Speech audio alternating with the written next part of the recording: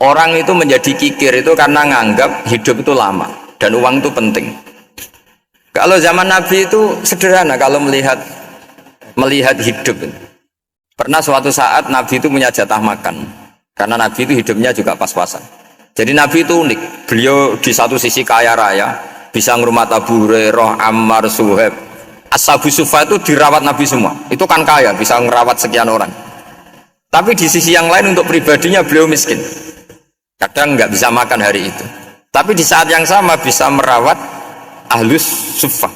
Jadi keliru kalau orang hanya cerita Nabi itu miskin, untuk makan dirinya aja susah. Itu keliru. Kelirunya kalau tidak diteruskan, tapi Nabi mampu menghidupi ahlus suffah. Sikan cerita jatah makannya Nabi itu dikasihkan orang ketika Nabi ditanya, ya Aisyah, makanan jatah saya di mana? Oh ya Rasulullah, tadi ada orang minta tak kasihkan, maka makanan itu habis. Apa kata Nabi? Kamu salah Aisyah.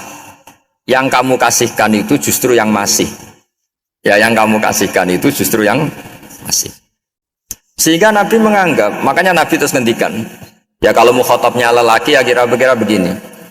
Wa hal laka min malika illa ma akalta fa'afnaita wa labista fa'ablaita. Terus hanya wa tasaddaqta fa'abqaita kata Nabi. Harta kamu ya kamu makan kemudian ke WC jadi kotoran, atau punya pakaian mewah nanti rusak, wa tasaddaqta fa abqaita. Ada yang kamu sedekahkan yaitu yang abadi sampai akhir.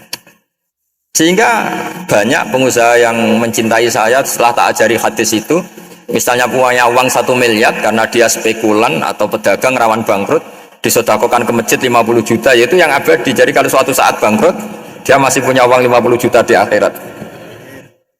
Jadi Nabi itu mengajari sedekah itu apa? Ya sedekah itu pengabadian uang. Kalau kita kan enggak, bilang sedekah itu nguras uang. Itu pikirannya setan dan pikirannya orang Islam. Itu cara berpikir setan, bukan cara berpikir umat apa? Sehingga Sayyid Ali Zainal Abidin itu kalau ada orang minta, kemudian beliau ngasih, itu beliau bilang gini, marhaban biman hamala zadi ilal akhirah. Matur nuwun nggih jenengan sembeto sangu kula nada. Jadi dianggap teller saja. Orang yang minta uang beliau itu dianggap tukang nyatet bank ini. Karena sudah ditabungkan. Ya sudah. Kalau kita kan enggak. Wah, pengemis tuh ganggu gini-gini. Kecuali pengemis profesi ya mungkin kita agak-agak enak. Pada zaman akhir itu ada pengemis apa? Profesi. Jadi repot teman.